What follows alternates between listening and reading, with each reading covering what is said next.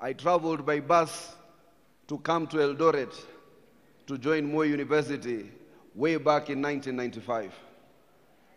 I did not know then that Moi University and the great city of Eldoret was going to be the beginning of my political career in this country.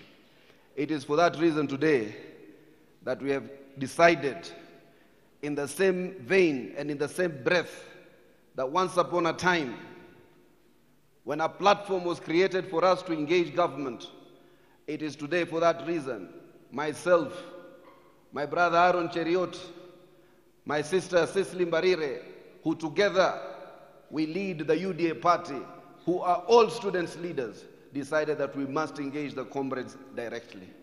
I am grateful for one thing today before the Almighty God. In you, the conversation in this country must shift. With the same passion, you must discuss healthcare, you must discuss the new funding model, we must discuss agriculture, we must discuss everything.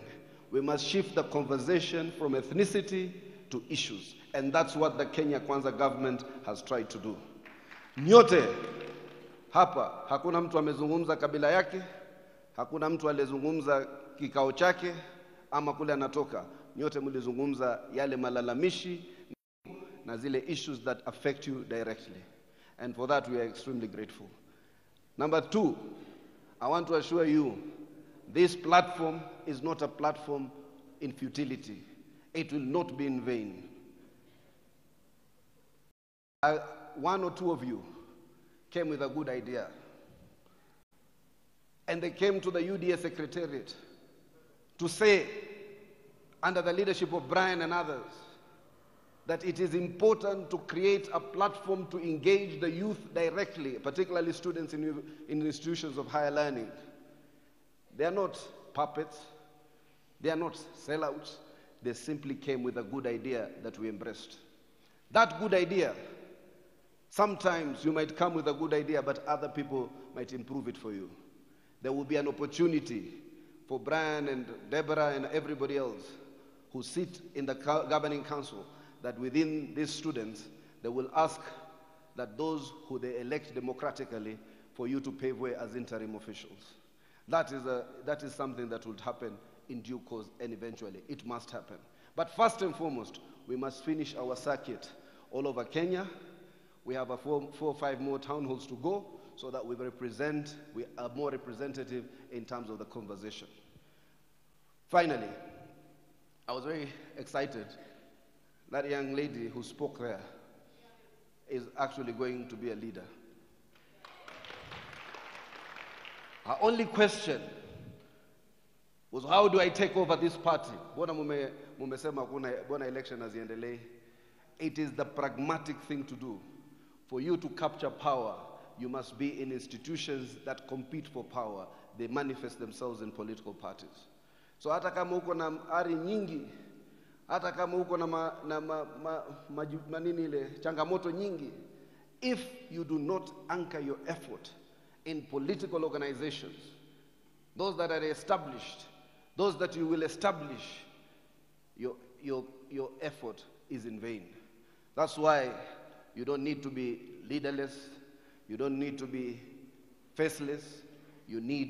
Some of you need to emerge as the leaders of those organizations. Now this is not only the present, the UDA is conscious that the future of this country and the present of this country, of this party, is within the youth. And for that reason, the elections as suggested or proposed will proceed, hopefully from January. Moving forward, we will proceed with the elections.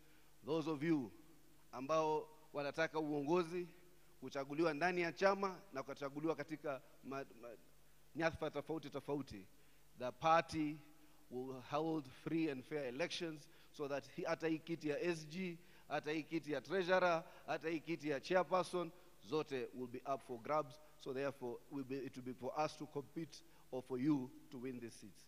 We are only holding this party in trust for you, so that once the grassroots elections are concluded, those who will be elected popularly will represent this party and take it to the next level. Finally, think I'm happy that these men and women here have taken the courage to come and face the questions in terms of a town hall.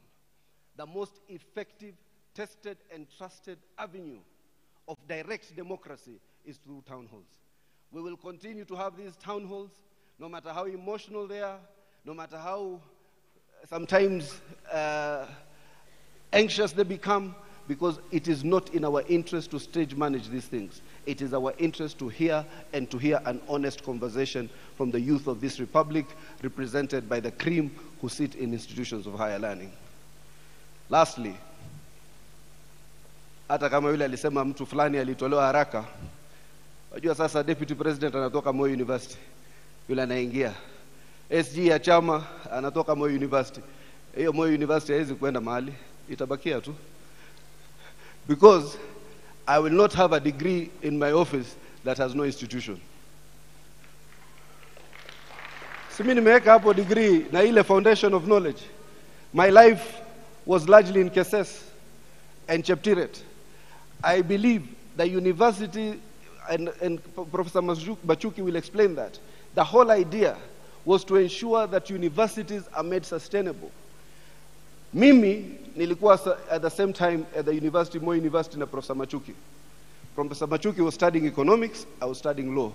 He made the right decisions, I didn't. In a light touch. Professor remembers very well, at that time, Professor used to get 40,000 in student loan through the Higher Education Loans Board. I used to get 18,000. Sijui kwa nini walinipa 18,000, lakini mimi pia nilijihisi ni maskini. Lakini it is because of the information we provided. Niliandika iko kanyumba kadogo, babangu ali inherit. So ikanipeleka credit yangu ikawa juu. Nikaandika niko na kitu nyingine kidogo, ni watu mama ako naye, ikapeleka credit yangu juu. Labda Professor Machuki yeye aliandika hakuna nyumba, hakuna kazi, hakuna chochote. Ikasema yeye hapa yote, mimi nikanyimwa nusu. So we need to have a way that we engage to ensure that this system is foolproof. Hata katika ulimwengu, Professor usema kila siku, there are haves and have-nots. Kuna wale ni matajiri. Wale matajiri hawawezi kupatiwa ufadhili wa serikali na kuasi maskini apate elimu. We must be a just and equitable society. A just and equitable society means we must have social justice to make those who are worse off better off before those who are better off become well off. And that's what we must do. We must put money to ensure that we bridge the deficit in healthcare, we bridge the deficit in education, we bridge the deficit in housing, so that those who are less fortunate are made to have a dignified life and to be given a fighting chance. And the only equalizer in society, the reason I was in Senate with the son of the former President Daniel Moi was not because of anything else.